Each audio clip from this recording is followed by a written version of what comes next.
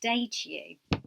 Here I am again, and today's subject is going to be around the topic of shame. I think the way this topic fits into digestive issues, gut issues, and health issues is that, particularly for people that live with chronic digestive issues, IBD, Crohn's, colitis, IBS, there can be a real sense of shame over that, and embarrassment.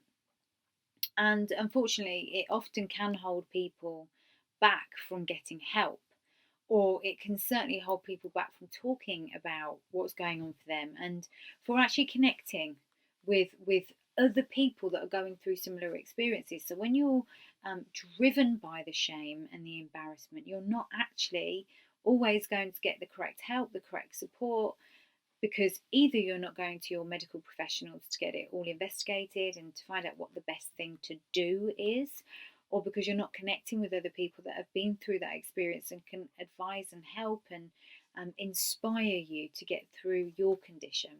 So shame is a real blocker. It's a bit like a brick wall in front of you and a happier, healthier future. Shame holds you back.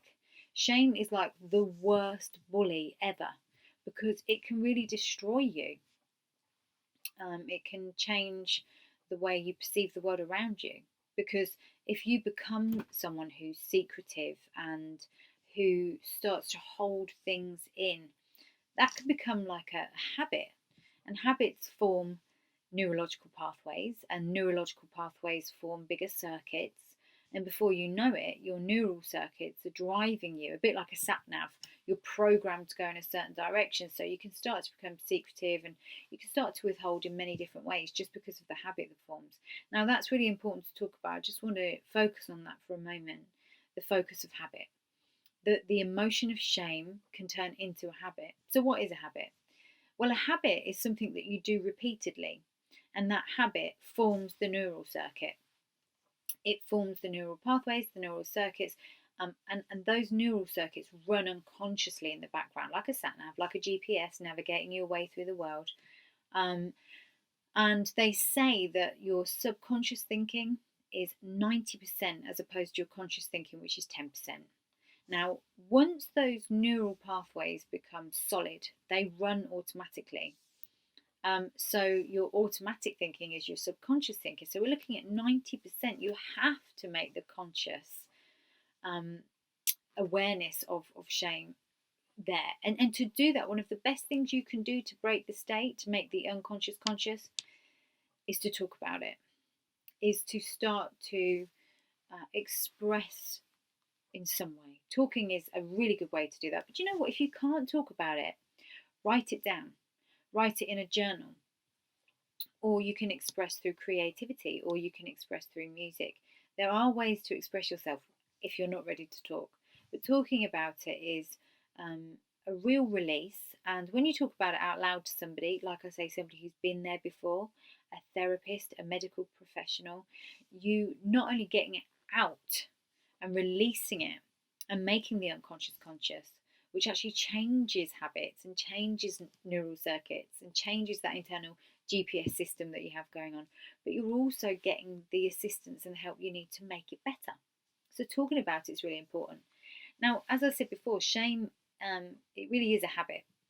And it starts with feeling embarrassed. It starts with feeling not good enough. It starts with feeling all types of things that you don't want to tell anyone about. Perhaps you feel that you're not as attractive now, or perhaps you feel that people will judge you, and that's usually based on a couple of things: what your upbringing has been, what your experience of life has been. If you've felt embarrassed or humiliated before, if you've felt that culturally you've not been supported, or whatever it is, you learn to carry that forward. And when something like digestive issues happen, or anything in life really, but as we're talking about digestion and gut issues happen, you may feel again that it will be picked on, or you'll be humiliated, or someone will say something that will make you feel bad, so you start to withhold and you feel ashamed and you feel like you have nowhere to go.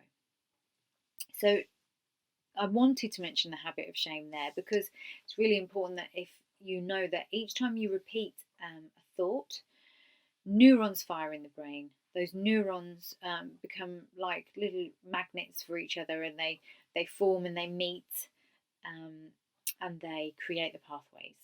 And each time you think that thought or have that feeling, you hardwire, and it becomes a really strong subconscious system, and it's guiding you through your life. So we have to become conscious of the unconscious, and we have to take action. We also know that shame also brings feelings of anxiety and stress. And those things not only affect your gut, but heavy release of those anxiety, stress hormones and chemicals affect the system in such a way. So when you are acidic and inflamed, and particularly when your gut's acidic and inflamed, you haven't got that lovely environment anymore that creates a nice space for everything to be produced properly. So let's look at the way that shame can lead on to the feelings of depression. When you release lots of anxiety and stress hormones, you, as I said, make your system acidic, therefore inflamed. When your gut's inflamed, when it's not working properly, when the environment's not being looked after properly, when serotonin, which is a feel-good neurotransmitter, you'll often hear serotonin being talked about alongside depression. Serotonin, some of that is produced in the brain. It gets sent down through the vagus nerve into the gut, and the gut, if it's in a good condition, will send the serotonin back up to the brain in mint condition, meaning that you're going to feel good. If the digestive system is affected, which it will be from continuous stress and anxiety, which is associated with shame, it goes up as a poor product. And when that neurotransmitter isn't working properly over a period of time, you can feel low, depressed. And during depression, your motivation is affected, memory is affected, energy levels are affected, so it becomes a vicious circle. So the shame can bring on the feeling of anxiety and stress. You learn to suppress your feelings, which creates more anxiety and stress, which creates the acidic environment and the inflammation, which means that serotonin, which is your most important neurotransmitter, isn't produced properly, which means you end up feeling low, and you could see that the cycle just continues and continues and continues. So it is so important to talk. It's so important to talk to the right people to get the right help.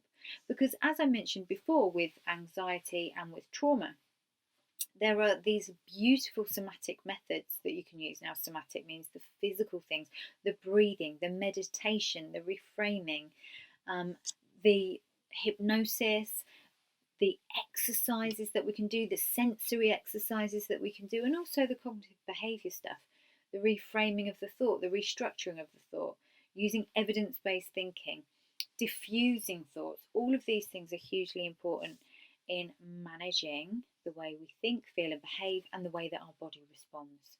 So please, if you're going through any issues at all, physiological issues, psychological issues, especially if you're watching this and you're having gut issues, digestive issues, please talk to someone. It really, really does help. On that note, have a lovely day.